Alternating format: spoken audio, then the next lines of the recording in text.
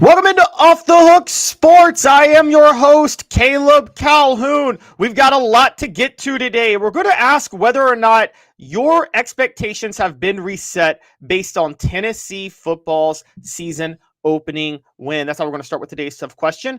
Also, Alabama boosters are mad at Kalen DeBoer. There is trouble in Tuscaloosa, and we are going to break down everything that's been happening there.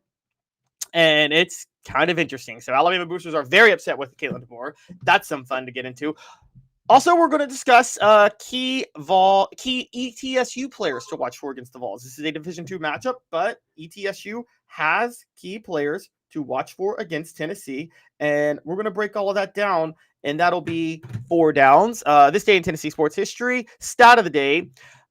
Josh Heupel said this was his best game one since he's been at Tennessee. What the H? We're going to talk about that. And we will close with our week 2 picks and bets. We do that on Thursdays now to get ahead of the season. So smash that like and subscribe button, ring the bell, turn on your notifications, tell a friend. Building something great here at Off the Hook Sports wants you to be a part of it. We are represented by Banks & Jones, Tennessee's trial attorney. Play to win. Why settle? Banks & Jones, led by T. Scott Jones, banksandjones.com. We broadcast live every weekday at 10 a.m. Eastern from the Ted Russell Ford Lincoln studio. Ted Russell Ford Lincoln is your home for the finest vehicles in Knoxville. New and used, East Tennessee's largest Ford and Lincoln volume dealer. Before we get started, I'm going to go ahead and tease this for you guys. I'm going to tell you guys this straight up. We expect to have Dave Hooker back within the week. If not tomorrow, then Monday. We hope to have him back today. He is ready to go. There's a column by Dave Hooker on Off the Hook Sports right now. I encourage you guys to read, comparing Joey Aguilar to Nico Iamaleava.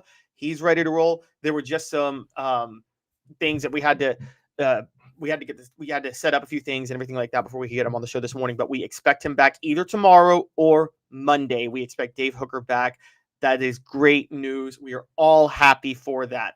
So just wanted you guys to know that up front, and we'll see how that plays out. But today we are going to continue our coverage of Tennessee ahead of ETSU, and we get started with today's tough question, brought to you by Banks & Jones, Tennessee's trial attorneys. Play to win. Why settle? Banks & Jones, led by T. Scott Jones, banksandjones.com. And we start with questions about Tennessee football and expectations for this year. With the Vols having dominated Syracuse in their opener, and with Syracuse and with Alabama having lost and looked horrible, who Tennessee plays later in the year, obviously, there is genuine excitement that what looked like a 9-3 season for Tennessee could be an 11-1 season. A realistic 11-1 season. At the same time, there are people who believe that Tennessee is much better than they were. SP Plus rankings have them in the top 10. FPI has them projected to make the college football playoff, even though they fell. Many analysts now have them projected to make the college football playoff, despite where they are in the rankings. Has the win over Syracuse reset your expectations for Tennessee football? That is today's tough question, brought to you by Banks & Jones. Play to win. Why settle? banksandjones.com. Today's tough question revolves around whether or not your expectations reset. And I got the poll question up, and it's this. Did week 1 change your expectations for the Vols? Yes. No, I need to see more. No, I knew they'd be good. You guys take your vote on that. Give me your thoughts. I'm going to give you mine, and it's probably not going to be a popular one. Mine is no, I need to see more. I'm just going to go ahead and give it to you straight up front. I need to see more. Now, there were some great signs for Tennessee in that game. Joey Aguilar processes a lot quicker than Nico Iamaleava. The offensive line being able to shuffle guys around is a very good sign for what they could do in years to come. So there's a lot to be excited about with this program after that win. However, you guys may forget, and we'll see this as I brag about my picks and bets a little bit later, I predicted that Tennessee would cover Syracuse against Syracuse in this game, and I predicted that game would hit the over. I had Tennessee as my lock cover of the week last week. So when you take that into account, How could I sit there and say that's going to reset my expectations? It's not. And I got to see more. I can't sit there and say when I predicted 9-3 at the start of the year that I'm going to change my 9-3 prediction because they did what I expected them to do in week 1. So with that in mind, no, I'm still 9-3. I'm not changing 9-3. The only wrinkle in that is Alabama losing at home to Florida State. That's what would have changed my expectations from 9-3 to 10-2, and that maybe Tennessee wins at Alabama. But I'm not ready to go there just yet. I picked Alabama to cover. I thought that was a sure over. The offense looked anemic. There were real issues with Alabama. I'm not here to deny that. At the same time, I can't sit there and say that Tennessee is all of a sudden better than I expected because of them doing literally what I predicted they would do. I need to see more, and I'm not going to really change how I feel about that until they prove things against either major competition or there are more losses for some of their opponents who start to look worse than I thought going forward. Until that, I can't sit up here and say I think Tennessee is going to all of a sudden be a college football playoff team. I still don't have them missing in the college football playoff.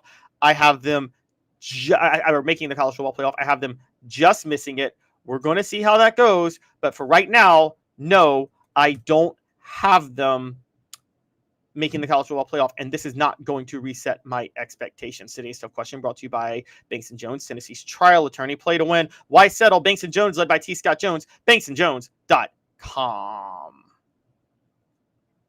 Why Banks & Jones? Well, it's because they're Tennessee's trial attorney. You can play to win with Banks & Jones because they'll go to trial. You've heard of other lawyers. They say they'll go to trial and fight for you. They won't. They just want to settle. That's the easiest way out. Well, that's not Banks & Jones, led by T. Scott Jones. They won't settle. They'll go to trial for you. Tennessee's trial attorney. They play to win. Truly, Tennessee's trial attorney when it comes to criminal defense or personal injury. Why settle? It's Banks & Jones. T. Scott Jones. BanksandJones.com. The poll question up. Did week 1 change your expectations for the Vols? I think I got a plurality to my side. 42% say no, I need to see more. 32% say no, I knew they'd be good. And 26% say yes. Now it's 25% say yes, 45% say no, I need to see more, and 30% say no, I knew they'd be good. There's just a lot that needs to be. Here's the thing, guys. This Syracuse team was bad at the start of last year. They won a lot of close games. They finished the year strong as they got better, but they broke in a lot of new starters. They're running a pro-style offense, and the concerns about Tennessee weren't going to be fully alleviated by playing Syracuse. The biggest concern was the offensive line. Syracuse is very weak in the trenches. Under Fran Brown, they do what they can, but they just can't get those type of guys that you need to win on the line of scrimmage. And Tennessee, it didn't matter how easily they were going to pick up the system. It was going to be very simple because of how elite the offensive line was, because of how bad Syracuse's defensive line was. The run defense was atrocious last year. That's just going to be an issue for Syracuse going forward. So with that in mind, I can't sit up here and say this all of a sudden is going to reset my expectations because Syracuse managed to Tennessee managed to beat a team that, again, they were supposed to beat. I picked them to beat Syracuse. There's no way you're going to have me sit up here and say that by beating Syracuse and covering, which I predicted them to do, that all of a sudden they're a playoff team. That's just not how this is going to work, guys. I'm sorry. Again, things can change this week. We'll see. But as of now, no, I am not big on Tennessee and what happened. There's just too many other things that Tennessee has to prove before I can sit up here and say to you guys that I firmly believe the expectations for Tennessee football should be reset. I'm not ready to go there yet. Not ready to go there yet at all. We will see what happens. But as of this moment, my expectations are Tennessee still goes 9-3. I still do have them losing to Alabama. We're going to have to wait and see how Alabama goes. I still got them losing at Florida. And yes, I still have them being upset by Mississippi State. Now, I actually have them beating Georgia. That's the crazy part. I have them beating Georgia and being upset by Mississippi State. That was my crazy take at the start of the season, and I'm still sticking with that. Last week, maybe could have changed some people's minds. Mississippi State did look really, really ugly at Southern Miss, but I am the king of not overreacting to week one. It is my biggest religious philosophy in life is don't overreact to week one in college football. People do that way too much, and it causes way too many problems. So with that in mind, I never overreact to week one, ever. And because of that, no, I'm not going to sit up here and say that I think Tennessee should have their expectations reset solely due to the fact that they were able to win this game and cover. Not going to happen. And that's just that. We're going to have to see how things play out. Portions of the program are brought to you by Chattanooga Mortgage. Congratulations. Your home search just got easier. Buying a home in Chattanooga has never been easier. Chat with 2tsmortgage.com. Chat with 2tsmortgage.com. It is time for Four Downs, brought to you by Ted Russell Ford Lincoln, your home for the finest vehicles in Knoxville, new and used, East Tennessee's largest Ford and Lincoln volume dealer. And Four Downs deals with key East Tennessee players to watch for against the Vols. When Tennessee faces East Tennessee State on Saturday, the Buccaneers, who they haven't faced since 2018, fun fact, that was Jeremy Pruitt's first win. They will be facing a team that they should blow out with their third string. They want to get this game over by halftime. I talked about just how many. I talked the other day about about the number of Tennessee players who need to step up if the Vols are going to win this game. I specifically brought up Joey Aguilar, which was an obvious one, but I also brought up Lance Hurd, Bryson Eason, and the back end of the secondary because of how they spread the ball, with Arian Carter and Andre Turrentine going to have key moments in this game. So I think those will be the key players for Tennessee. But who's key for East Tennessee State? Yes, the Volunteers are better across the board. That doesn't mean that East Tennessee State doesn't have some decent talent, though, believe it or not. And we're going to talk about that decent talent. And it will be Four Downs. First, again, won't have to do this too much longer, but I'm going to keep doing it without Dave Hooker. Again, keep hashtagging DH. I'm going to say we have Cooper Mays tee us off for the Four Downs. I don't have the soundboard. He does. So I'm going to start with Cooper Mays here. Hit like and subscribe. Thank you, Coop. And keeping Cooper Mays coming, we're going to bring in Cooper Mays for first down. Coop here, first down. Key East Tennessee players to watch for against the Vols on Saturday. Guys, the Vols have to watch out for if they are going to get this game and put it away early. First down is Ashton. Actually, first down is in the trenches on the offensive line. Ashton Flynn. Ashton Flynn was a first-team All-Southern Conference player. There is potential for him to be a superstar offensive lineman in the NFL. He paved the way for East Tennessee State to rush for 392 yards over the weekend when they faced Murray State in their 45-17 win over Murray State. With that in mind, I do believe that Ashton Flynn could end up being a very, very tough test to a certain degree for Bryson Eason. I talked about Bryson Eason being important for Tennessee up front on their end. Well, Ashton Flynn is going to be important up front on his end for the East Tennessee State offensive line. So Ashton Flynn, again, the trenches is where Tennessee should have its biggest advantage.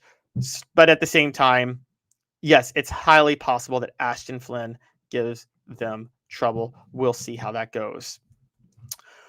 Cooper Mays here. Second down. Thank you, Coop. Second down is going to be a combination of defensive guys. And it's two specifically. Edge rusher Nick Hunter and linebacker Ty Anderson. Nick Hunter was a first-team All-Southern Conference preseason player, had a sack last week against Murray State, so he's already standing out as an edge rusher. Ty Anderson, the linebacker, had 2.5 tackles for a loss and 2 sacks last week, was a big play guy. Tennessee is going to want to establish things up front to get an easy win, obviously. They're going to want to throw the ball down the field. Don't get me wrong. They're going to want to torch him. But part of that is making sure that they handle their business with the edge rushers. You guys remember, I named Lance Hurd a key player for Tennessee just last week, or just on yesterday. He's going to be a key player for the Vols on Saturday. Nick Hunter is why he's going to be a key player for the Vols. That's going to be crucial for them if they're going to win this game. Lance Hurd has got to win the battles with Nick Hunter. Can he do it? We'll see. We don't know for sure, but I will say that Nick Hunter is going to be a tough test. And Ty Anderson, that's going to be the interior of the offensive line. He's going to drop back in coverage at times. He's going to be all over the field. If Tennessee's offense is going to do what it needs to do, then Lance Hurd has to do his job, and they have to account for Ty Anderson all over the field. That is crucial for the Vols. Tennessee center Cooper Mays here. 3rd down. Well, thank you, Coop. Isn't Coop just amazing, guys? Don't you just love Cooper Mays on this? All right, so 3rd down from Tennessee center Cooper Mays. And on this one, we go back to the offense. I just told you guys that the offense had 392 yards rushing against Murray State last week. Devontae Houston was the star of that group. And Devontae Houston ran for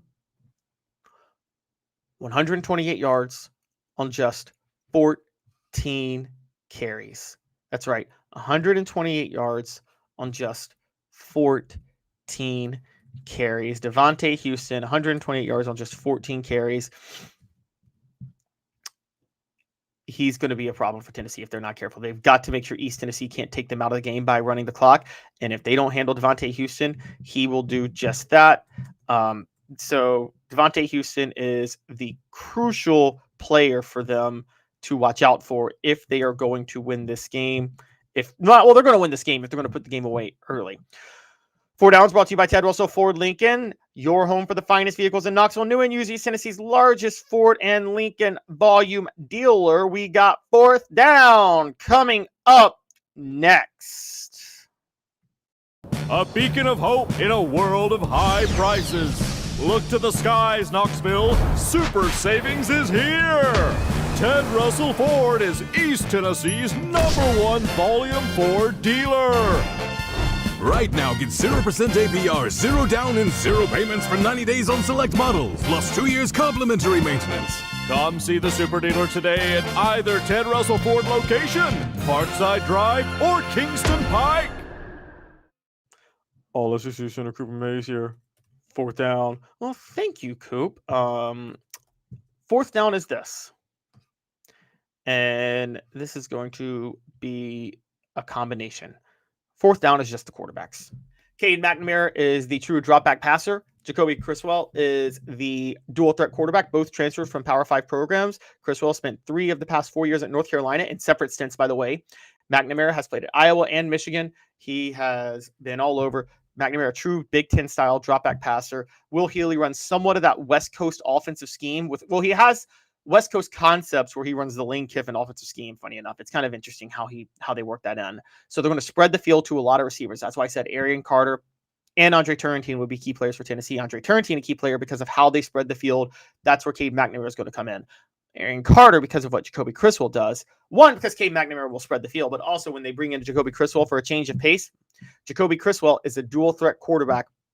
Tennessee is going to have to contend for him throughout the day. Criswell is very, very good. He's a very good quarterback, and Cade McNamara could be even a better one. Look, Cade McNamara may be a pro-style prospect, guys. If he has a good season with ETSU this year, he could end up going to the NFL as a late-round draft pick. I know at times he struggled at different places. He's been, again, like I said, he is a journeyman Big Ten quarterback. He obviously played at Michigan from 2019 to 2022, and then at Iowa in 2023 and 2024. But he was all big. He was 3rd team All Big Ten in 2021. Don't forget that he was 3rd team All Big Ten in 2021. He has proven that he can be a very, very good quarterback, and Tennessee has to watch out for both of these guys. Criswell and Houston together could make for an elite rushing attack at the Southern Conference level. I know you're going to say, oh, it's the Southern Conference. What are you talking about? I'm telling you guys, watch out. Criswell and Houston together with that run blocking, like I said, Ashton Flynn can make for an elite. They could be very, very, very elite at this level. So I think you guys need to really watch out for both of these guys. I think there is a very good chance that Tennessee that East Tennessee keeps it close with these two guys. We'll see. I mean, it's obviously a little bit. It's a little difficult to project any of these guys when it comes to the FCS level. At the same time, a lot of these guys have talent, and when they have talent, even if it's at the lower level, you can't overlook them. So just watch out, and we'll see how this goes. Portions of the program brought to you by Hemp House, the premier hemp dispensary online with a wide variety, great selection, and strict standards. HempHouseChatWith2Ts.com. HempHouseChatWith2Ts.com. Use the promo code HOOKED for 10% off. When we come back, we're going to discuss what Josh Heupel said about Game 1. It's What the H. Stick with us. 2 minutes off the hook sports. Why Banks & Jones? Well, it's because they're Tennessee's trial attorney. You can play to win with Banks & Jones because they'll go to trial. You've heard of other lawyers. They say they'll go to trial and fight for you. They won't. They just want to settle. That's the easiest way out. Well, that's not Banks & Jones, led by T. Scott Jones. They won't settle. They'll go to trial for you. Tennessee's trial attorney. They play to win. Truly, Tennessee's trial attorney when it comes to criminal defense or personal injury. Why settle? It's Banks & Jones. T. Scott Jones. BanksandJones.com. Hello, ma'am. Here to look at that plumbing problem? Oh boy. Yep, you're gonna need a whole new sink. If this toilet is no good, you're gonna need a new one ASAP. You are not gonna believe this. You're all out of milk. Have you heard about our service plan? I need to call Scott's. Scott's Plumbing, your trusted neighborhood plumber since 1977. Community banking is about location and much more. It's about family. We reside in your community. We are a part of your community. At Commercial Bank, our commitment extends beyond the walls of our branches. It's displayed each day in the opportunities we provide, the money we give back, and the time we commit, all to help improve the lives of the people, families, and businesses that make our communities great. Commercial Bank, life made better. Having been in the jewelry industry for a long time in the Knoxville community, I saw a need for a jeweler, a real jeweler. Our ability to do these designs has really been based on the customers bringing new things in and challenging us as a store. Our goal is not to tell anybody what they want. Our goal is to listen to what they want and then help them get there. Schedule your consultation today to get your special someone the perfect custom gift just in time for the holidays. Welcome back to Off the Hook Sports. Hit that like and subscribe button, ring the bell, turn your notifications on, tell a friend, building something great here at Off the Hook Sports, and we want you to be a part of it. It is time for this day in Tennessee sports history, and I think I'm going to have some fun with you guys, because on this day in Tennessee sports history, I'm sorry, I can't help but laugh at this. The Vols pulled off a win that they never had less business winning in the history of their program. And I'm talking about when they beat Georgia Tech 42-41 in double overtime at the Mercedes-Benz Stadium in Atlanta to open the 2017 season. It was a laughably, embarrassingly ugly win. I thought it was one of the funniest things. It's one of the funniest things I ever watched, to be fair. For those who don't remember, Georgia Tech dominated Tennessee in that game, but they had multiple turnovers. The biggest one is they had just run deep into Tennessee territory for a first down and were going to be able to run out the clock, leading by a touchdown in regulation. And the quarterback, I think Justin Thomas was his name at the time, fumbled the ball, fumbled it, forced by Rashawn Gordon, to be fair, but if he goes down, then it doesn't matter. And Tennessee recovers. They could have gone down, kicked a field goal to go up 2 scores, or he could have just run out the clock maybe. And Tennessee was not stopping that triple option to save its life. And I'm sorry, this was one of the funniest games to ever cover. Tennessee ended up going down for a score, tying it up, and then they go into overtime, and they win in overtime 42-41 because Georgia Tech, after scoring a touchdown, went for 2 and the win. Darrell Taylor sold out to one. Darrell Taylor sold out to one side, pretty much. And it was actually hilarious to watch. I got to be honest. It was one of the funniest things. Tennessee won that game 42-41. Butch Jones celebrated. This was Quentin Dormady at quarterback, but things went south fast. 2 weeks later, Butch Jones put on one of his masterpieces of pathetic, stupid coaching that you had to be there to witness how bad it was. And after that, it was just over. It was just over after that. And so Tennessee ended up going 4-8. Butch Jones was fired. It was one of the funniest moments in history. This day in Tennessee sports history, brought to you by Sports Treasures, carrying over 5 million sports treasures and so much more. Follow on Facebook for the best sports memorabilia. Daily updates, facebook.com/sportstreasuresTN, facebook.com/sportstreasuresTN. Sports Treasures in North Knoxville is one of the South's largest sports cards and memorabilia dealers, featuring over 10 million sports cards from vintage to modern. Sports Treasures carries a full line of hobby boxes, singles, autographed memorabilia, Tennessee Vol collectibles, fan cave decorations, and so much more. See a museum full of collectibles at Sports Treasures, 4819 North Broadway in Fountain City, and Sports Treasures on Facebook. Sports Treasures, where the real sports fan goes to shop. Alrighty, it is time for What the H, and it is brought to you by Rick Terry Jewelry Designs. They want to be your jeweler looking for affordable game day jewelry, a Tennessee tradition. RickTerryJewelry.com. What the H is this?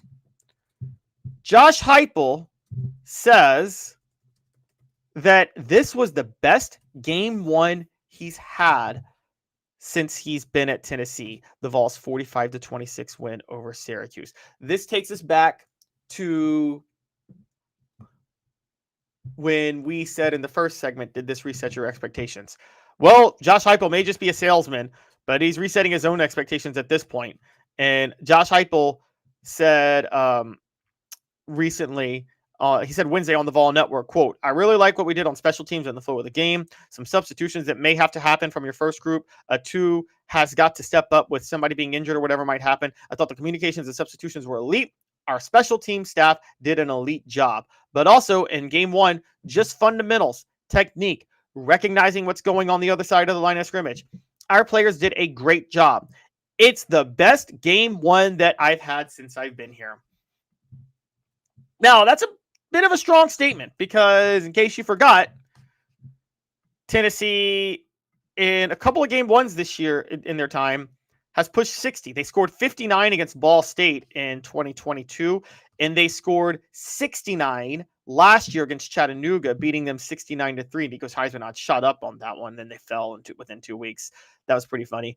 2023, they did play Virginia, another Power 5 team that I would say is somewhat on Syracuse's level this year. Maybe not as good, but they beat Virginia 49-13. To be fair, they had an ugly first half in that game. Really got things going at the end of the first half and into the second half.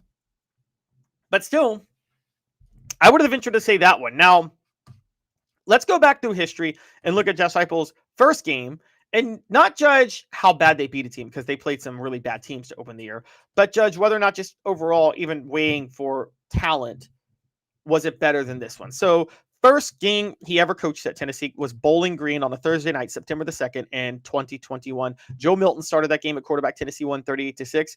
And for those who remember that game, it was ugly. Tennessee jumped out to a 14-0 lead because they were running the ball down Bowling Green's throat. They tried to start throwing the ball more, and they just flat out couldn't. They couldn't throw the ball to save their lives because Joe Milton revealed to everybody that night all of his flaws and all of his issues. And his one touchdown pass was a hideous touchdown pass to Cedric Tillman that Tillman had to come back for to grab.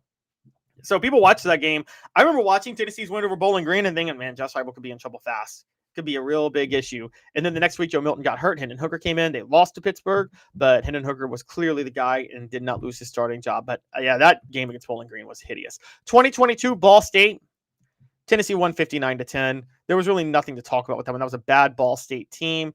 Hendon Hooker did what he was supposed to do. It was exactly what you would expect. I can't say it's better than this one because Syracuse was a more imposing opponent than Ball State, but there was nothing to nitpick about Ball State.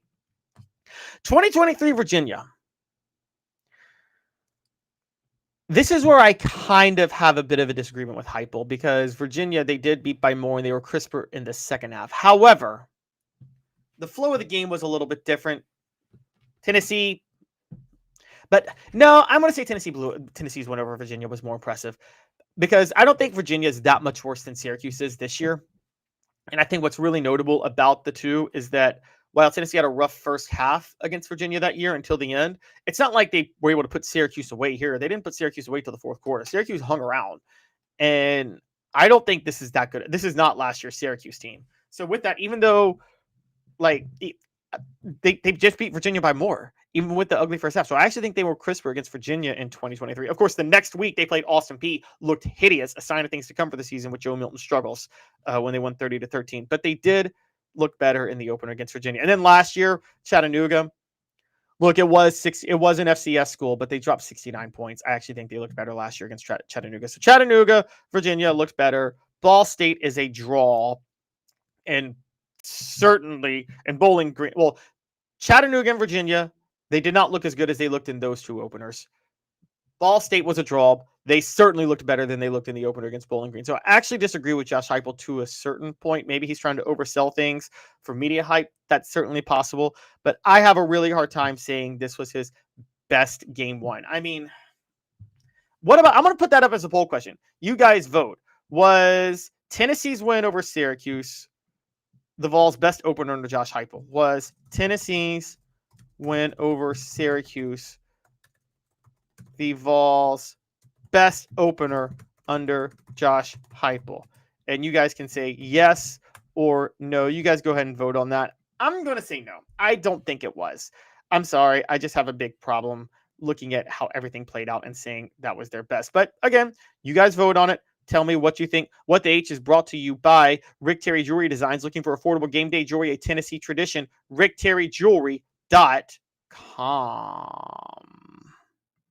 Having been in the jewelry industry for a long time in the Knoxville community, I saw a need for a jeweler, a real jeweler. Our ability to do these designs has really been based on the customers bringing new things in and challenging us as a store. Our goal is not to tell anybody what they want. Our goal is to listen to what they want and then help them get there. Schedule your consultation today to get your special someone the perfect custom gift just in time for the holidays.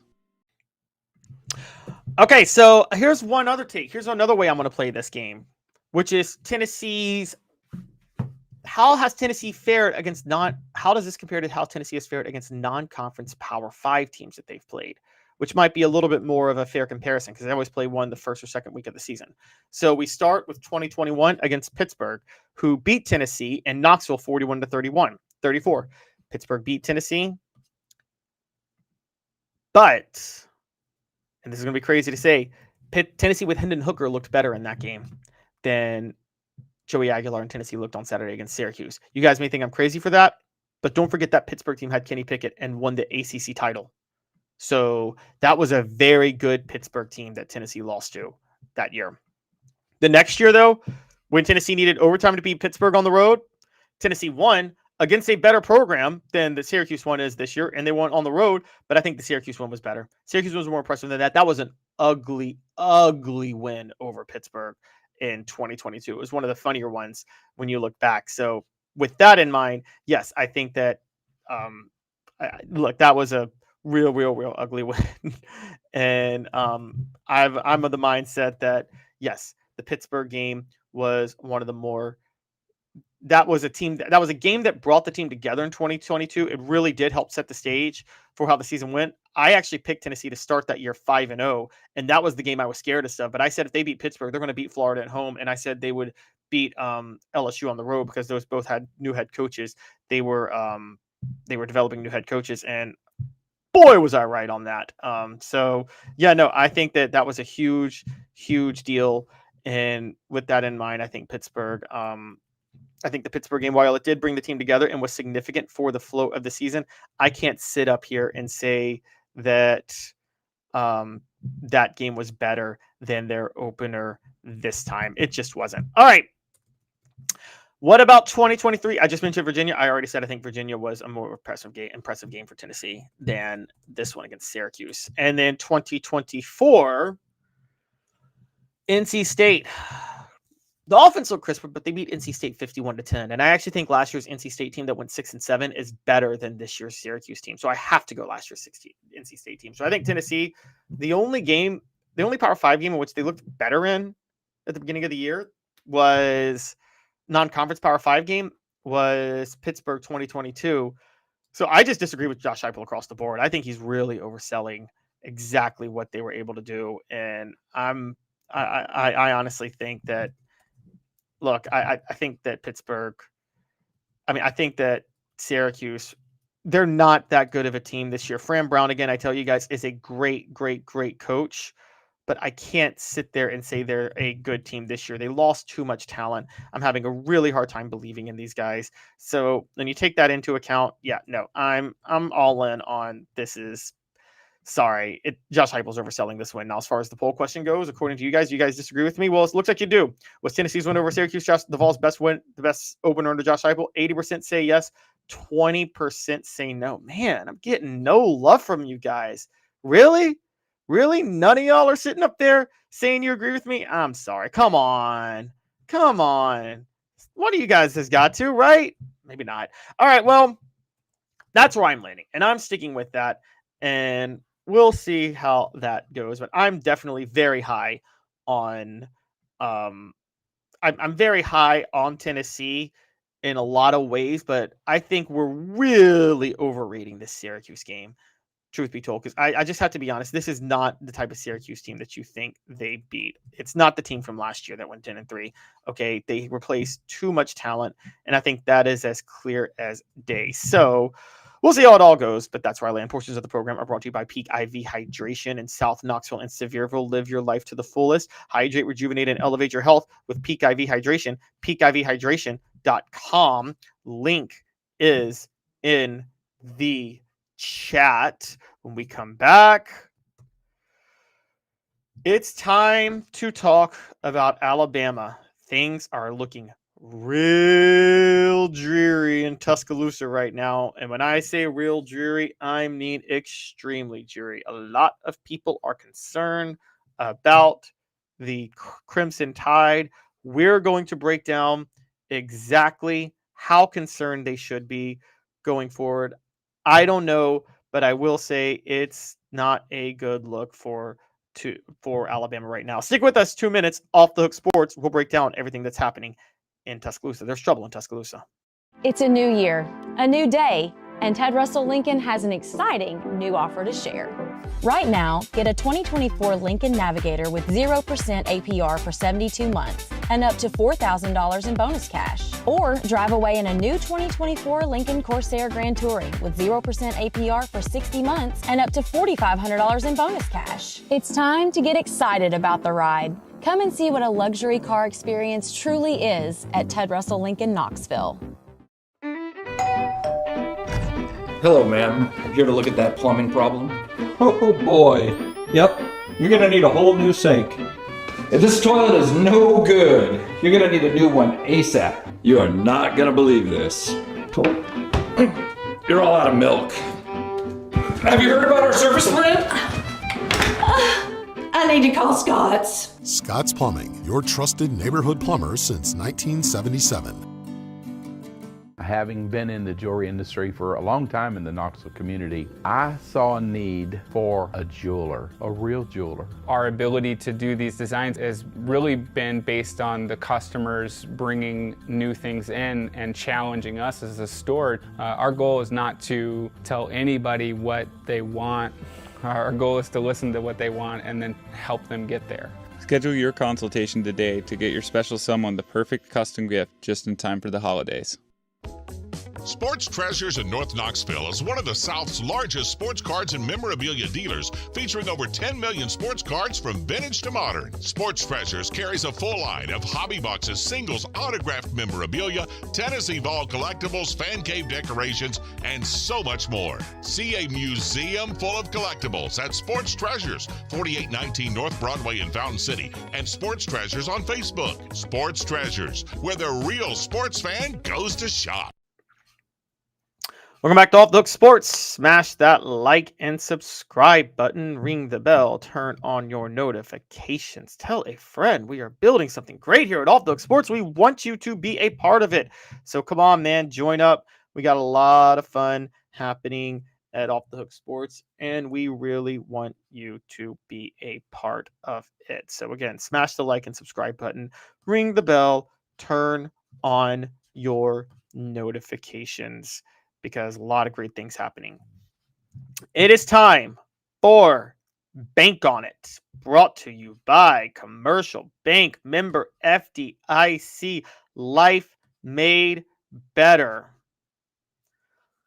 Alabama is in trouble, and I mean big trouble. Why do I say that? Because Alabama boosters are unhappy with Kalen DeBoer. This recently came out. According to reports, boosters are very concerned about the direction of the program at Alabama. On.B reported Wednesday that Alabama boosters have become extremely concerned about how things are happening under Kalen DeBoer after Alabama's 31-17 loss to the Crimson Tide.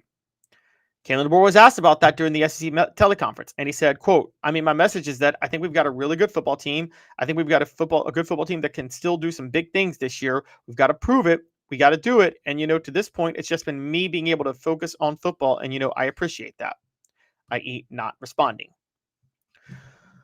But there are other issues at play. According to A.J. McCarron, Alabama has an NIL problem. A.J. McCarron was quoted recently saying, quote, you look at these other teams that have $40 to $50 million in Alabama in NIL. Alabama, and I know this for a fact, talking to multiple people in the program, Alabama has less than $20 million in their NIL. Now, where do I land with all this? A few points. First of all, I don't really believe a word of a lot of what A.J. McCarron says sometimes. I just want to point this out. I have no respect for the man. I've said that for a while. I think A.J. McCarron is one of the biggest divas to ever play football, and I've never, ever held him in high regard, because there were a few things. One, when Alabama was winning the national title game years ago, and A.J. McCarron and Barrett Jones had a tough snap, and A.J. McCarron decided to snap on Barrett Jones in front of everybody on national TV. That was just to show up Barrett Jones and to prop himself up. I had a really, really big problem with that, with what A.J. McCarron did. I thought it was disgusting, and it was him trying to put on a show. So I already have a gigantic problem with A.J. McCarron, the human, just for doing that. I know that's a little bit weird, but that bothered me. The next week, when Alabama lost to Auburn on the kick six, you didn't see A.J. McCarron walk off the field with the rest of his teammates. What did he do? He ran over to the sideline and hugged his grandmother and his mother and his girlfriend that Brent Musburger was so obsessed with at the time. And I'm like, again, for the cameras, walking to his girlfriend, for the cameras to see him hugging her, not wallowing in a loss with his teammates the way he should have been. I already had problems with that. Then after he leaves and Alabama loses their first game, I believe it was to Ole Miss that year, A.J. McCarron comes around and talks about how Alabama doesn't have leadership, basically implying because they don't have me, a game manager, by the way, that, that's why they're losing. I thought that was despicable what he did. So I say all that to say I find A.J. McCarron to be a liar. I don't like him. I have no regard for him whatsoever. I think he really tried to prop himself up as more crucial to Alabama's dynasty than he was, when, to quote Jerry Jones, 500 quarterbacks could have won a national championship, could have won 2 national championships with that team. Now that I've gone on my soapbox with A.J. McCarron, let me be a little bit fair here. I have a couple of connections to Alabama. For those who don't know, I've got family down there. And based on the culture and things that I have read, there is an understanding I have that, yes, Alabama is actually, and this is a very big point here, they are struggling right now getting money from boosters. I've told this story before, but I've said this for a while. Alabama boosters and people think way too highly of themselves as a program. They think, and they always have, by the way, they always have. If you go to Tuscaloosa, they think college football starts and ends down there, and it's so annoying to watch. It's so annoying to watch. They think everything revolves around them.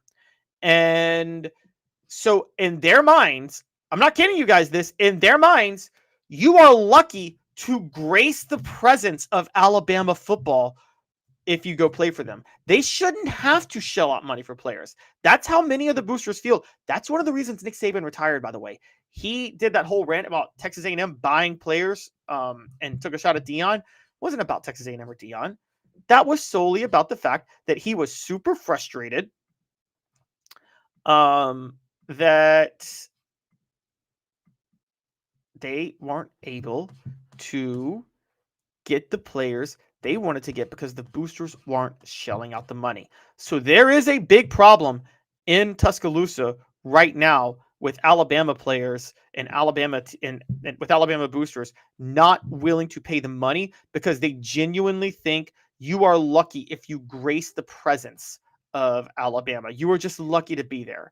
And you should be grateful that you get to be in that amazing town known as Tuscaloosa, which has just the great, it's basically like visiting New York City. There's so much to do there. You can't do it all in one day because it's just such an amazing town with its mediocre Dreamland barbecue. Okay. So that's how they feel. And I'm going to go ahead and point and by the way, they feel that way. And they feel that what Nick Saban did should be accomplished by every coach down there. Also, these are real problems down there. And so I'm going to go ahead and say this, and this is my bank on it, by the way. And it's brought to you by Commercial Bank, member FDIC Life Made Better. I'm still actually pretty big on Kalen DeBoer. I actually genuinely do believe in Kalen DeBoer, the head coach. I know you guys think I'm crazy, but I actually do believe in Kalen DeBoer, the head coach. However, my bank on it is this. Alabama will get derailed and Kalen DeBoer will suffer and struggle because of unfair expectations that lead to just him suffering every time he loses and boosters stupidly not ponying up the money he needs. That's bank on it. Commercial Bank is your neighborhood bank. What makes us different from other banks? We understand that every customer has unique opportunities, challenges, and financial concerns. We don't expect you to fit into the same box as the next person or business. Whether it's purchasing a home, saving for your child's future, or planning for your next vacation, we're with you every step of the way to navigate life's big decisions. Commercial Bank. Life made better. Bank on it. Boosters will cause problems for Alabama because of the unfair expectations of the fact that they don't think they need to shell out money. Now, if they took a step back and let the culture be the culture and didn't think they were amazing, I have to point out that I think Alabama would still be good. I still believe in Kalen DeBoer. I think he's a good coach, guys. I thought the issue last year was he had Jalen Milroe, a quarterback who wasn't fit to run his offense, but he started Jalen Milroe to keep the team together. And just doing that alone and going 9-4 was impressive. And I really thought Ty Simpson would be the answer for Alabama this year. Starting to think Ty Simpson doesn't process well in Tennessee. We're talking about Tennessee was flexed by two quarterbacks, by the way, at different times. Nihu Amaliava, who transferred from them, and Ty Simpson, who they tried to land but ended up going to Alabama. Tennessee's lucky they didn't land that they don't have either of them this year. Ty Simpson looks like a slow processor. You just can't predict that until you're in the game, and he just looks like he has issues. So because of that, I think one of the problems is he doesn't have his right quarterback still, and you couldn't really project with Ty Simpson until you got into the game. But I still think he's a very good coach. And I think that if he got his quarterback, he could be elite. I thought Greg Byrne did a good job hiring Kalen DeBoer, honestly. I think there is a lot of frustration from a lot of people about the state of the program. But don't forget this, guys. Don't forget this. It's not like the recruiting has suffered. Okay.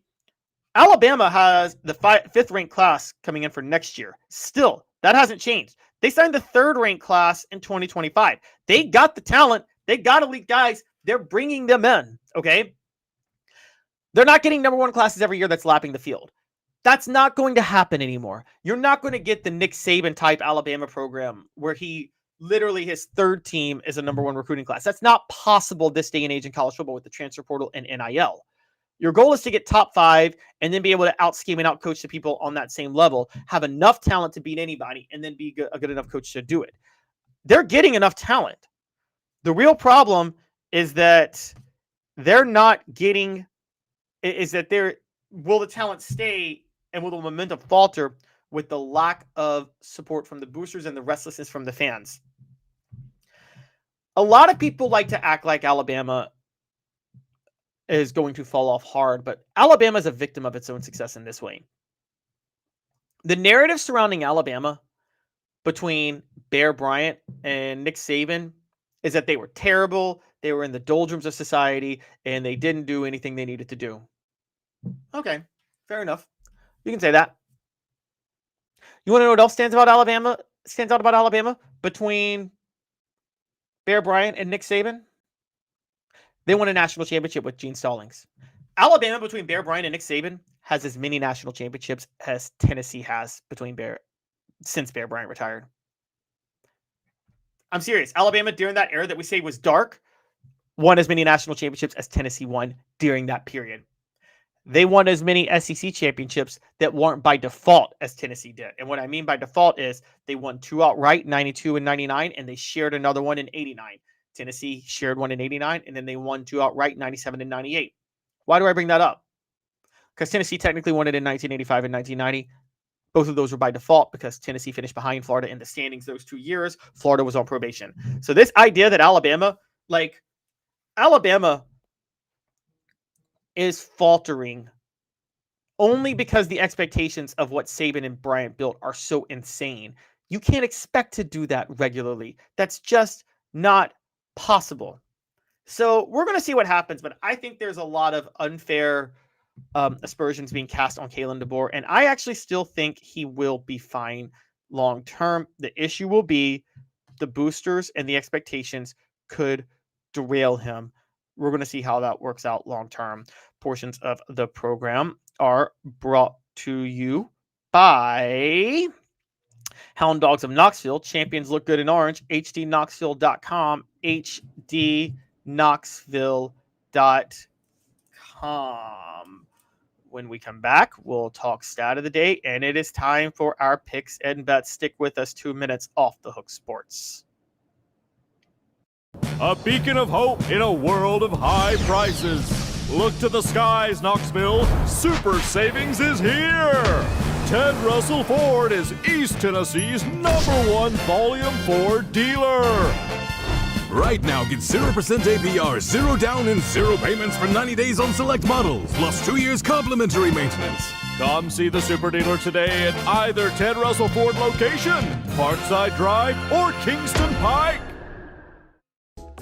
Sports Treasures in North Knoxville is one of the South's largest sports cards and memorabilia dealers, featuring over 10 million sports cards from vintage to modern. Sports Treasures carries a full line of hobby boxes, singles, autographed memorabilia, Tennessee Vol collectibles, fan cave decorations, and so much more. See a museum full of collectibles at Sports Treasures, 4819 North Broadway in Fountain City, and Sports Treasures on Facebook. Sports Treasures, where the real sports fan goes to shop. Community banking is about location and much more. It's about family. We reside in your community. We are a part of your community. At Commercial Bank, our commitment extends beyond the walls of our branches. It's displayed each day in the opportunities we provide, the money we give back, and the time we commit, all to help improve the lives of the people, families, and businesses that make our communities great. Commercial Bank, life made better. Now in its 45th year, the second and third generations continue Joe Newbert's commitment. His vision of what this business needed to be we still try to live up to that. Joe Newbert Collision Center. Are you ready to get strong? At NFC, we offer top-notch weight training and functional fitness, so you can build strength and improve your performance. Join today at nfc1.com or stop by any one of our 7 East Tennessee locations. Welcome back to All Talk Sports. Hit that like and subscribe button, ring the bell, turn on your notifications, tell a friend. Before we get to our final topic of the day, we have to talk a little bit about the stat of the day. That's right, stat of the day is out, and our stat of the day is an interesting one, and I want to know what you guys think of this. It's something I kind of came up with, but it's a little bit intriguing. The stat of the day. Tennessee's playing a Division II school, an FCS school this weekend. Except for when Joe Milton is the starting quarterback. That's right. Except for when Joe Milton is the starting quarterback, Tennessee football has crossed the 40-point threshold against every single FCS team they have ever played. Again, except for when Joe Milton was the starting quarterback. When Joe Milton was the starter, they scored 30 against the Austin P Governors back in 2023. Another stat for you related to FCS schools. Since 2012, they've beaten every FCS school by 35 points or more, except for that Austin P game of 2023. Also, since 2012, outside of that Austin P game, they have never failed to beat an FCS school by at least 26 points. Simply put, Tennessee straight up dominates when facing FCS programs. They have for a long time, and they will continue to do so. I doubt that changes this week when Tennessee faces ETSU on Saturday. I just have a real hard time seeing that happen. So that's your stat of the day. I thought it'd be an interesting one. I thought you guys would find it a little bit intriguing. I know I did. But stat of the day is brought to you by Joe Newbert Collision Center. For nearly 50 years in East Tennessee, Newbert Collision Center has been the place to go. Joe Newbert Collision Center. They've been East Tennessee's best choice for quality repair work and fantastic customer service. JoeNewbertCollision.com. JoeNewbertCollision.com. Also, portions of the program are brought to you by Quality Tire Pros, serving Chattanooga community since 1957. All major brands of tires, full service automotive brake alignments, oil changes, and more. QualityTirePros.com. Walk in and say, "Hey, Bo, Off the Hook Sports sent you." QualityTirePros.com. And the UPS store, Hardin Valley. That's right. The UPS store, Hardin Valley.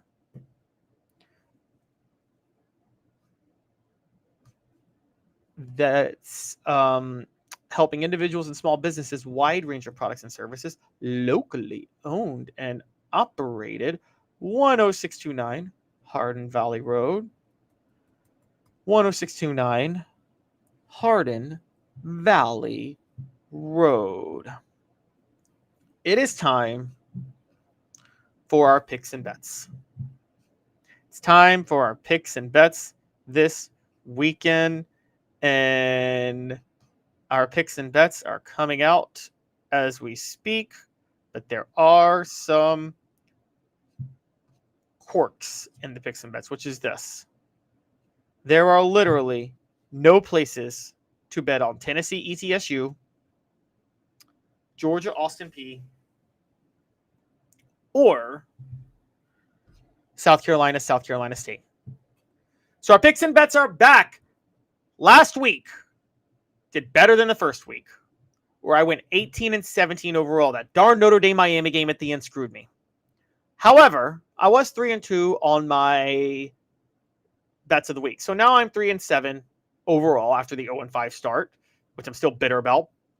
18-22 overall on just my overall picks. At Caleb's Casino, we bet every SEC spread and over-under for the week that is available. And then we also give our 5 best bets of the week, the best over, the best under, the best cover, the best fail to cover, and our money line pick where we're going to all get rich. So let's get rolling, baby.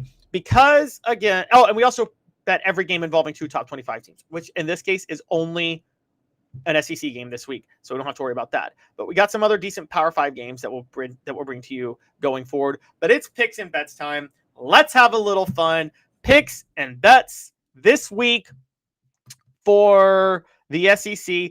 Up front, again, I want to point out that Tennessee, ETSU, there's no line for. Georgia, Austin Peay, there's no line for. And South Carolina State and South Carolina, there's no line for. There were lines for the Division II games last week, but there are none this week, unfortunately. So we can only bet what we can. So let's get rolling. Texas and San Jose State. Texas and San Jose State. I got Texas minus 37.5, and I got the over 51.5. So here's what we're going to do. We're going to play hot or cold on this. And it's brought to you by City Heating and Air Conditioning, 50 years in East Tennessee, Integrity Matters, cityheatandair.com. Here's how we're going to play this. I want to say whether or not I'm hot or cold on every SEC team's spread. There's one game involving 2 SEC teams, and I'm just going to say whether or not I'm hot or cold on the person favored to cover, the team favored to cover that game. So let's get rolling, hot or cold, City Heating and Air Conditioning. And we start Texas minus 37.5. I'm hot on that. I'm hot on Texas covering. I'm hot on them covering the 37.5 point spread. I'm hot on this game hitting the over 51.5. I think without having to play Ohio State, I think with the pressure a little bit alleviated, I think they're going to try to get Arch Manning a chance to light up the scoreboard so he can feel better about himself.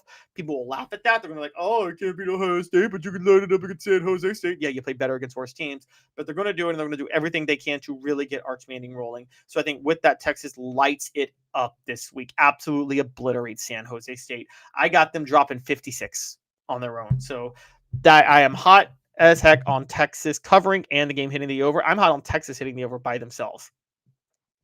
Utah State at Texas A&M. I just got burned by Texas A&M with UTEP. I still believe in Mike Elko, but I think he likes to win ugly, and I think his defense is still a question. So because of that, I got Utah State covering the 32.5 points. I'm cold on Texas A&M covering the 32.5 point spread. I think they fail to cover because I think Utah State's offense makes some points and generates some headway. So that because of that, I'm Utah State plus 32.5. The game's going to hit the over 54.5. All right, the one SEC game. Ole Miss at Kentucky, and Ole Miss is favored. Ole Miss is favored by 9.5. Are you guys ready for this crazy take? I'm hot on Ole Miss covering. Ole Miss covers the 9.5 point spread, but the game hits the under. It goes under 50.5. Why am I calling for the game to go under 50.5? Because I think Kentucky's offense is that bad. So I'm seeing Ole Miss winning something like 31-10, something like that. And that's why the game's going to hit the under. Ole Miss just won't score enough. Missouri and Kansas. I know it was against Central Arkansas, but it looks like Missouri could be a very decent team this year. Once again, Eli Drinkwitz's offense knows how to run it up against bad teams. I got Missouri covering the 6.5 point spread, and I got the game hitting the over 50.5 because of Missouri's offense. Kansas will try to control the clock. They will fail. I'm seeing something like 31-21 in this game, at which point the game does hit the over. South Florida at Florida. South Florida was my under of the week or was my underdog of the week to cover last week. I nailed it. I wish I picked them as my money line. I didn't, but I got them as the underdogs again. South Florida plus 17.5 at Florida, and I got the under 56. Everybody's high on Alex Golesh in the offense, but Alex Golesh, what he's done with that defense is what stands out. They shut down Boise State last week. I think Florida's offense is massively overrated. There's too much hype behind DJ Lagway. He's not the reason they finished last year strong. So I see South Florida covering the 17.5. I think Florida still wins, to be fair, but I'm seeing something like 31 to I'm sorry, not that much. No, I'm seeing something like 27 to 17, and then there's a bunch of concerns in Gainesville after that. So I got South Florida plus 17.5. So I'm cold on Florida, hot on Missouri, hot on Ole Miss, cold on Texas A&M, and hot on Texas. All right, Arkansas favored by 19.5 against Butch Jones and Arkansas State with the over-under set at 64.5. I'm hot on Sam Pittman. I'm hot on Sam Pittman against Butch Jones, okay? Yes, I am. Arkansas will cover this the game won't go over 64.5. I think that over-under is just too high.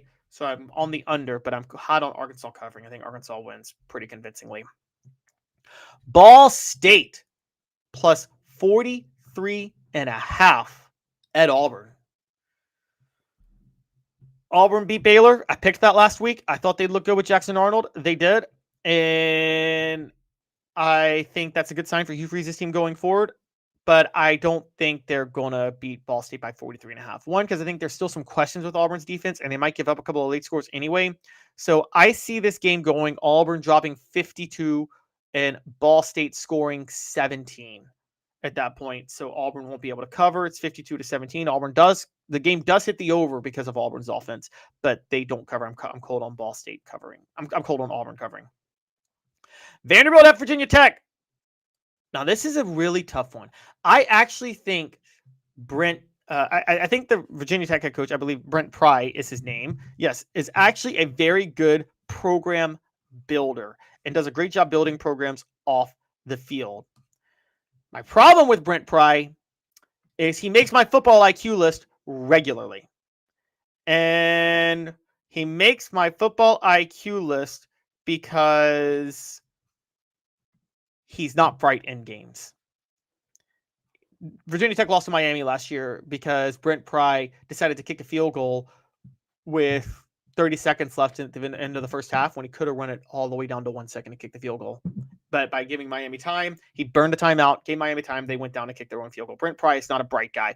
I think that lack of intelligence is going to cost Virginia Tech against Vanderbilt, which is why I am Vanderbilt +3 at Virginia Tech. I'm Vanderbilt +3, and I believe in Diego Pavia. This is his type of game to shine, so I'm on the over 47.5. I'm Vanderbilt +3, over 47.5. Diego Pavia shines. I'm hot on Vanderbilt. All right, Michigan at Oklahoma.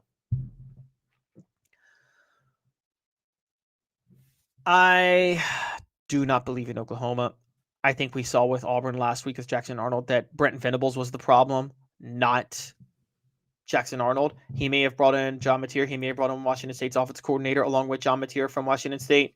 But I think the culture that Brent Venables has established makes it very hard for any offense to get in any kind of rhythm. And I think the offense is going to be horrendous again this year. And I think that's going to cost them as they host Michigan this week. So I am Michigan +5.5 at Oklahoma. And I honestly might go a little bolder in a minute, but for right now, I'm very much Michigan +5.5 at Oklahoma. I don't see how Oklahoma's favored by that much, and I'm on the under 44.5. Yeah, that's right. I'm on the under 44.5, guys. I might go Michigan money line, but I'll be safe and go Michigan +5.5. LSU Louisiana Tech. LSU's rolling. Brian Kelly wants to make Garrett Nussmeier another Heisman winner. They got their close win. I think they're going to light it up with Garrett Nussmeier this weekend. He's going to help them cover the 36.5 point spread, and he'll be the reason they go over 51.1 or 51.5, excuse me. I think LSU alone might cross 50 as they're trying to make Garrett Nussmeier a Heisman candidate. So I'm very high on LSU. Mississippi State, Arizona State. Mississippi State only lost to Arizona State by a touchdown last year, and they went 2-10. Arizona State looked hideous against Northern Arizona. Guys, I am very much on Mississippi State +6.5 in this game at home, Davis Wade Stadium, those cowbells. You could talk about how Mississippi State looked ugly last week against Southern Miss. I still think they're learning how to play on the road, but coming back at home, 1-0, Davis Wade, Arizona State in town, I think there's going to be too much hype.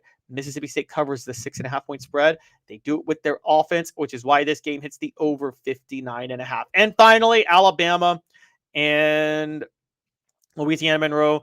I'm on Alabama -37.5. I think Ty Simpson and Alabama really get it going, not playing Florida State, not dealing with that pressure on the road, coming back to Bryant-Denny Stadium in Tuscaloosa.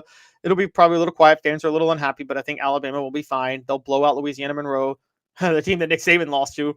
The last unranked team Nick Saban lost to, funny enough, at Alabama was Louisiana Monroe, and now people are mad at Kalen DeBoer for losing to an unranked team. But I think Alabama will win this game.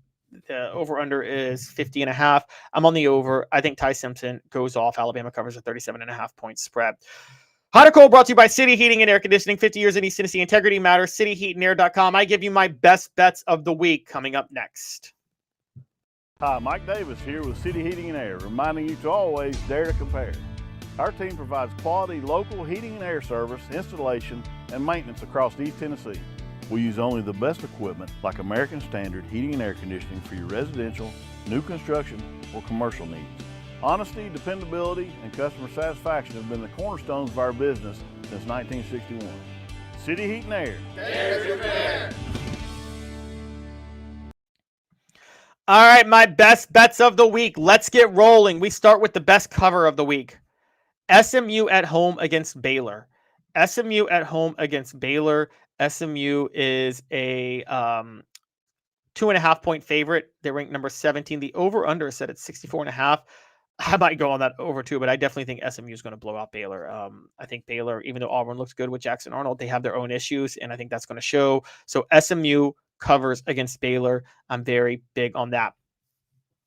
Now, my underdog of the week that is not going to win, but will cover the spread, is going to be an interesting one to watch for the record, which is Boston College at Michigan State.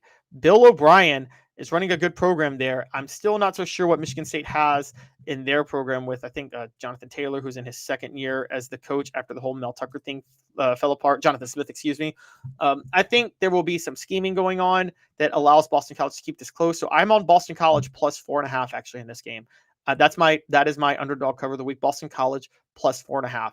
I think they might win outright, but I'm definitely on Boston College plus 4.5. All right. Iowa State.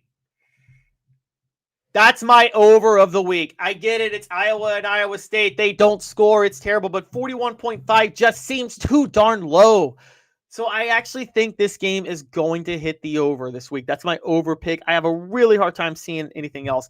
Over 41.5. I think over 41.5. Iowa State's my over pick of the week. My under of the week, Michigan and Oklahoma. I told you guys I think Michigan's going to cover.